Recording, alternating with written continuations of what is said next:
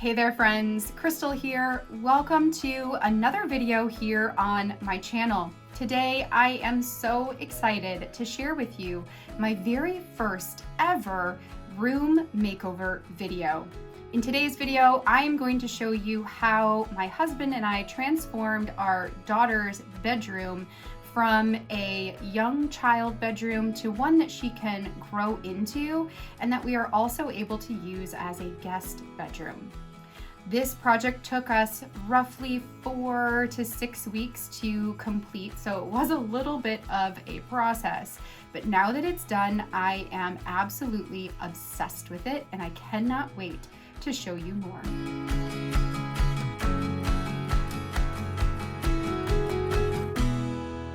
Our family moved into this home a little over a year and a half ago, and although we've done a lot of cosmetic work in terms of repainting the rooms and upgrading some of the fixtures and the faucets and things like that, we haven't really done any major room makeovers since we moved in. When we originally moved into this home, we had intended to finish the basement. We live in Michigan, so there are full basements in our homes, and our basement currently is unfinished. It has a ton of potential for living space, but because the cost of building and finishing rooms is so incredibly high right now, we decided not to do that, to just let that simmer in the back of our minds, maybe save that for another time, a couple years from now. That also did away with our plans for having a guest bedroom put into our basement. So in order to create an additional space for guests to stay, we knew that we were going to change the functionality of Izzy's room from simply just her bedroom to her bedroom / guest room if and when we have guests come and stay with us. So with that changing of the function of her room, it gave us even more priority in upgrading her bedroom altogether. We actually had purchased a bunk bed years ago when Izzy was little and my son Jonah was still in a crib. We purchased a bunk bed with the intention of taking that bunk bed and separating it into 2 twin-size beds when our son was old enough to sleep in a big bed. At that point in time, they each had a twin-size bed, and that's what we moved here with. So each of them started with the twin bed. They also both had a tall, skinny dresser in their bedrooms. And then we had a white desk that used to be in mine and Aaron's workspace that we were then able to put into Isabella's room for the purpose of working on homework as she gets older. We never made the purchase of nightstands for Izzy, so she for the longest time had been using this toy bin instead with a lamp on top. We did go ahead and get a couple of decor items when we first moved in, so a lamp and a canopy that went over the bed and obviously the bedding itself. But aside from those few couple of purchases, we really didn't invest any time and or money into her room until this point. As we were looking to start this makeover process, we knew we wanted to keep a couple of goals in mind. First and foremost is that although this space is going to be used as a potential guest space, we still wanted it to feel like Isabella's room. We wanted it to be cozy, we wanted it to be in the theme that she wanted, and we wanted it to be a home for all of the things that she loves. Isabella right now is 8 years old, and one of the things that she is obsessed with is Legos. She loves to build Legos, and I knew I wanted to create a feature space in her room where she could display all of her Lego creations, having them up high enough that her young brother or any of her little cousins couldn't get to them, but where she could still proudly showcase them in her room. She's also very much so into Pokemon, and I thought that the theme of Pokemon in amongst the theme of bugs and flowers actually married pretty well. And I'm happy to say that I found some really outstanding artwork that creates this very cohesive look in her bedroom. And I'll show you those here a little bit later. The second goal with this room was to make it into a space that still felt adult enough for guests to stay in it. I didn't want my in-laws to come to our house and to feel like they were staying in a toddler bedroom. I wanted them to feel like it was still a cozy, warm space that was inviting for them as well. And then the third and final goal that I had for this room was to make it one that Izzy could feel comfortable in now, but that she could also grow into. I wanted this to be a space that we're not going to do the makeover now and then have to do this again 2 years from now. I want it to be something that just carries through until she is ready to move on.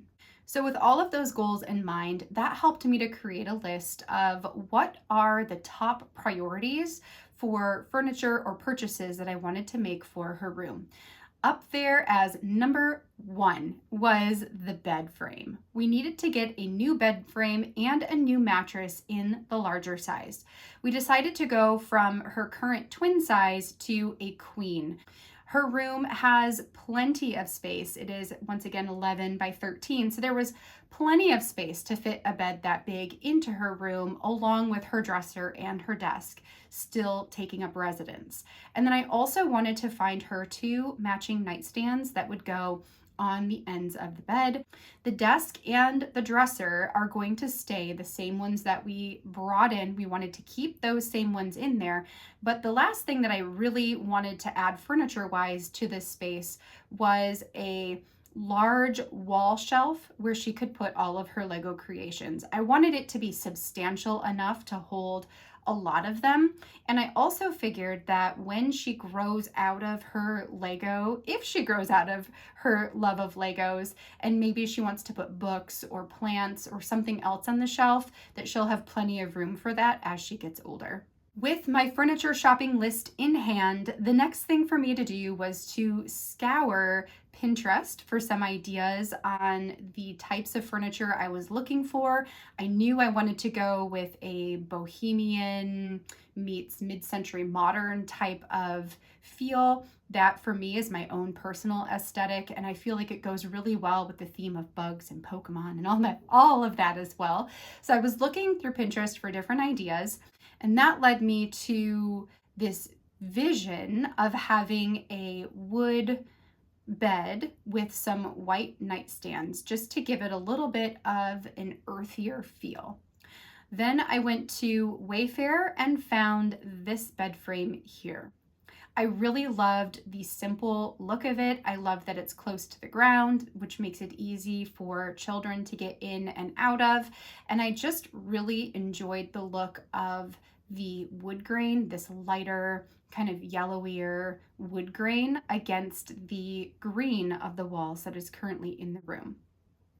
The next thing I went looking for were the nightstands, and I found this pair of nightstands also on Wayfair. For this one, I love that they have the mid-century look. They've got the angled feet at the bottom and the glossy white on the top. One of the main things I wanted to find in a nightstand was one that had drawers so that we could hide away a lot of the clutter that tends to build up in Isabella's room. Finally, I found this shelf here, this wall shelf, which is, I will say, very large. It takes up a very large amount of space. Luckily, in Izzy's room, we have this huge wall on the opposite side of her bed, and this takes up a large portion of that wall, but it doesn't feel too overwhelming. So we got all of our pieces of furniture ordered, and as they were on their way to us, we started to prep her room. We broke down the bed and actually reassembled her twin size bed into bunk beds that then went into my son's bedroom. And then I started to work on the walls. The walls in Izzy's room were in very rough shape, which is really unfortunate because it was the only color of wall that we liked. So it would have been really great to not have to go in there and repaint all of the walls. However, it's always good to give walls a fresh coat of paint every couple of years, and I'm not sure when the last time they were painted was. So I guess it did give me the excuse to put a fresh coat on the wall. First thing I did was to go in and take off a piece of the wall itself so we could bring that over to Sherwin-Williams and have them color match it. This is one of my biggest tips when it comes to painting rooms, especially if you love the color of a room, but you have no idea what color it is. All you have to do is take a razor blade and cut off a small piece of the wall. You will have to patch it again afterwards, but you can take that small piece over to your local Sherwin-Williams. I'm sure Benjamin Moore probably does this too, but at the shop, they can scan it and create the formula that would remake that same color.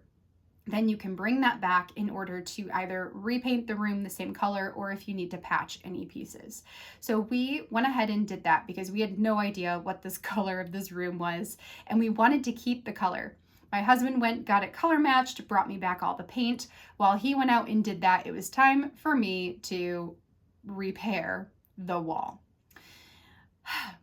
The previous owners had used this room as an office space, and most likely before that, a bedroom as well. There were a ton of holes put into this wall. And unfortunately, the previous owners filled the holes with the nails with a putty that didn't actually dry hard, so you could push onto the hole and it would just cave in. And oftentimes they screwed nails deep into the wall and then puttied over them, but it was still visible. So I went around the room and chiseled out the spots that they had repaired and took the nails and the screws out of the wall and then repatched them with the correct material. It took me a long time. I think there were over 50 holes in the wall by the time everything was said and done. Ugh, bane of my existence. And also, there was a section over the window, which you'll see me repairing here, where the paint had started to chip away. As I got closer to it, there were some waves in the drywall itself. It looked almost like maybe there was some piece of a blind, like blinds that were put up and maybe a metal piece in there that they had also just patched over and painted over. It didn't look super great. So I chiseled that out, started to rip it out, and then realized that it's actually a support piece that goes above the window. And the support piece was buckling out and destroying the drywall. So I repaired this by hammering it back in. There's just a bunch of nails that were coming out, so I hammered the nails back in to re-adhere it to whatever is behind it. And then that pretty much cracked all of the drywall above the windows, and I needed to go in and repair them and smooth them out. So that took me a good day or so to get done. It was super annoying, but the good news is now the windows are repaired, the drywall looks great, and it also was a great excuse for me to take down the original curtain rods, which to me were hung a little bit too low. I could take those down and then I would be able to put up a new curtain rod that would extend over the entire wall of windows, which was my mind's eye vision for the room. But I didn't want to do that until I was ready to go in and repair the walls, since that's where the most damage was when we first moved in. So when everything was said and done and repaired, sanded down, ready to go, it took me about a full day to get everything done there. And then I was able to wash down the walls and paint it. I ended up having to put a coat around the entire room. The green matched very well though. And the nice thing about that is it made it so that I didn't have to repaint or put multiple coats of paint on the wall, except for the spots that I had repaired because I was painting over some stark white. So those sections did need a little bit of extra paint put on them, but it only took me 1 can of paint to get the entire room done. Unfortunately, I had screwed in a canopy hook into the ceiling, and the position of that canopy no longer made sense. I needed to take out the hook and repair the ceiling as well. When I did that, I purchased some new ceiling paint to paint over the spot that I had repaired, and come to find out, it was not the same color as the paint that we had purchased before. And the paint that we had purchased before is no longer available. So that meant that not only did I have to repaint all of the walls, I also had to repaint the ceiling. Bah. Oh, when a renovation project just keeps on going, am I right? So I repainted the ceiling, we got that done, everything was fresh, ready to go, clean canvas, and it just looks so good. By this time, our furniture had arrived in the mail and was ready for me to go ahead and assemble. Fun fact about me is that I actually love building furniture. I love to do it primarily by myself if I can, because to me, there's just something really soothing about that. Unless you run into a problem, I suppose, and then it's definitely not soothing. But having the whole family there to help out is a tidbit stressful, in my opinion. And this time they all wanted to help. And by they all, I mean my husband, my daughter, and my son, who is 4. So you can imagine what a charade that was. We built the bed and the nightstands, got everything assembled and put into place, and everything is starting to come together now. I can see the scale of what the room is going to look like. We built the shelf unit. We got that hung up above the desk and put all of the Legos on it so we could see what that was going to look like. I'm so happy with how that turned out. The next thing I needed to do was repurchase all of the bedding. Luckily, Target had the same bedding available, so I could purchase it in the queen size rather than the twin size and have that added to the bed. I love the way it all looks. I think the kind of mauve pink color against the sage green is just gorgeous. And when you add in the wood grain of the bed, it has that super bohemian feel. Another thing I love about this particular bedding set is the floral designs on the comforter and the pillows with the little ladybugs. Again, it just has this really modern, maybe like mid-century modern bohemian feel because the flowers themselves are irregular shapes, and it just really vibes well with what we were going with in this bedroom. After getting the bed all set up, the desk and the shelf into place, the next thing was to put up our window treatments. I purchased this, again, kind of a wood grain feeling curtain rod from Target as well, and I actually wanted my curtains to span across the entire wall of windows. It feels really awkward in this space to have 2 curtain rods over the 2 little windows, so I felt like a full room window would not only elevate the space and make it look more expensive, make it look more luxurious, but it would also make it look a lot bigger if we were to hang those curtains all the way up and all the way over, which is my favorite way of hanging curtains. So the curtain rod that I got was 66 to 120 inches in length. It has this middle piece that allows the 2 end pieces to connect, and then because of that allows the curtain rod itself to span the entire wall. I then purchased 4 sets of, or I guess 4 individual panels of curtains. The ones that I chose are an oatmeal color, and they have a little bit of texture to them, which I also think makes the space feel really cozy. I chose that oatmeal color because it went super well with the green. It has a very neutral look to it, and it's also the same color as the sheets that I had purchased for Izzy's bed, so it helps to tie everything together. The curtains themselves, I had originally thought I was going to put 2 panels on one side and 2 panels on the other, but I thought it looked super awkward to have that little space of wall in between the windows. So instead I have 1 curtain panel on each of the outer sides, and then I have 2 curtain panels in the middle section. And I feel like it makes everything look very polished. It doesn't leave any awkward space on that wall. So really loved the way that that turned out. The last piece of Izzy's room that I wanted to pull together for her was her artwork, this gallery wall that I wanted to build behind her bed. Some of the pieces we already had on hand from her room previously, one of them being this bamboo leaf motif kind of shelf that you hang on your wall. It has that real boho feel to it, perfect for her room, and the leaf ties in so well to the floral bug theme.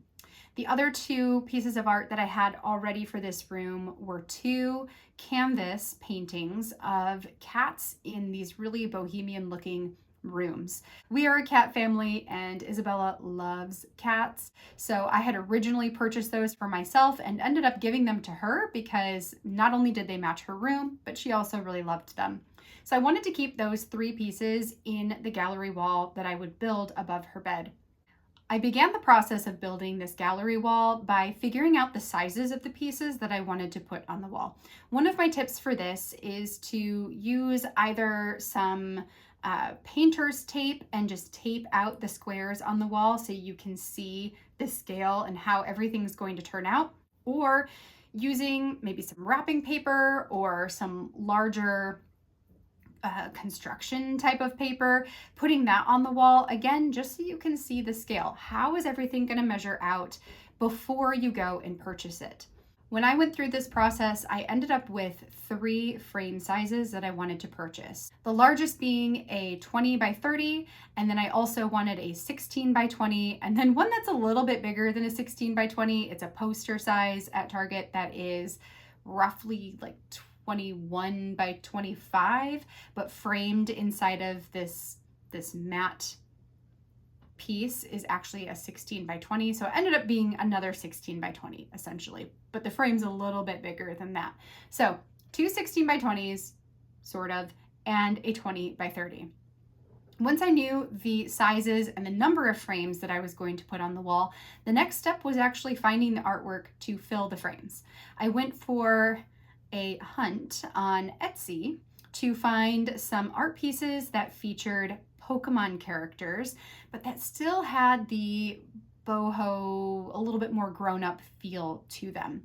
I found a couple of shops that I really loved. The first one had these poster-looking images. I ended up going with the Eevee poster. It has those neutral kind of burnt orange / mauve pink tones that went really well with the bedding that we had in Izzy's room. And I also loved a shop where they did these line drawings of the Pokemon, and I went with the Bulbasaur drawing because Bulbasaur is a leaf Pokemon, and it just makes sense to me that a leaf Pokemon would be in amongst a bug room.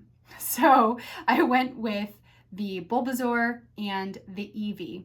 For the third piece of art, I wanted something that was just a little bit more landscape feeling, maybe that wasn't so themey. And I found this one that has the sage green colors in it, and I felt like that went really well with the room as well and helped to tie everything together. Once I purchased those 3 pieces of art, or the 3 designs on Etsy, I sent them to Shutterfly to have them printed as these larger pictures. Once those came in, I just needed to pop them into the frames that I had purchased, and then it was time to hang everything on the wall. I scoured YouTube for some tips on how to hang a gallery wall so that my pictures were equal distant, so that my artwork itself was level to the floor. Like, how am I going to do this? Because some of the frames that I chose were actually quite heavy and needed to be nailed up or to have the support of nails or drywall anchors, versus the lighter ones that I could just use those command strips on. I found a YouTube video, and I'll link it down below if I can find it again, where there are multiple tips for how to hang gallery walls, and I found this video so helpful. What I ended up doing was bringing up an old roll of Christmas paper that I'm never going to use, and I cut out the sizes of my frames out of this paper. Then I took that into Izzy's room and stuck them up on the wall where I wanted everything to go. It let me move things around. I used a level to help me make sure the lines were straight and level to the ground. And then I also, prior to putting the paper up on the wall, marked out on the paper itself where the nail holes needed to go. So the beautiful part about this was all I had to do was position everything on the wall, and once it was there, I could use my drill if I needed to in order to drill a little hole to put a drywall anchor in, or I could just go ahead and screw in the nails where they needed to go, and I didn't have to, accidentally poke a hole in the wall and then it ends up not being in the right spot and then you have to do it all over again. Tell me how I know that this is a process that we go through, because it usually happens to me. So this totally helped me to hang this gallery wall so easily. I don't think I will ever do a gallery wall not this way ever again. It was amazing. With the gallery wall hung up, the curtains done, the bed done, the furniture in, this room was finally complete. And I have to say that I just love it. I love how cozy it feels. I love that it feels grown up and it also feels little girl at the same time. I love that it's a space that guests can come in, they can feel comfortable, they can feel like it's a home for them as well. I love that Izzy's going to be able to grow up in this room. There is space for her to utilize the different areas for all of her little girl toys and these knickknacks that she collects. And then as she gets older, she'll be able to fill those same spaces with the more teenage knickknacks and treasures. And then eventually it can house, just everyday types of things when her room probably someday becomes just a guest room when she's off to college or off to her own life outside of our home. Although this project did take us a little bit longer than we hoped it would, we were still able to get it finished in enough time for our in-laws to come and visit us for a week, and they did stay in the room, and it was our first time housing guests at our house. It felt so special, and I just am so happy to have this room done. All right, friends, that is the full reveal of Izzy's bedroom makeover. Thank you for coming along with me today as we transformed Izzy's room from the twin size bedroom to the queen size bedroom that it is today. I hope you enjoyed seeing the full transformation. Let me know in the comments down below, what is your favorite piece from her room? What is the one thing that stood out above all the rest? And let me know if you enjoyed this type of video. I have a ton of other house projects that I would like to work on. The major one this year being building in some custom bookcases in our living room. Hopefully that'll happen this year. If you would like to see that type of video or more of our home makeover video footage, let me know, because I am more than happy to share all of that with you. This is my first time creating a video like this, so it's all a learning curve for me. It's a little outside my comfort zone, but also super exciting to share the process with you. Be sure to stop back in on Friday next week. Until then, have a great week, friends. Have the best week, friends. And I will see you in the next video. Bye now.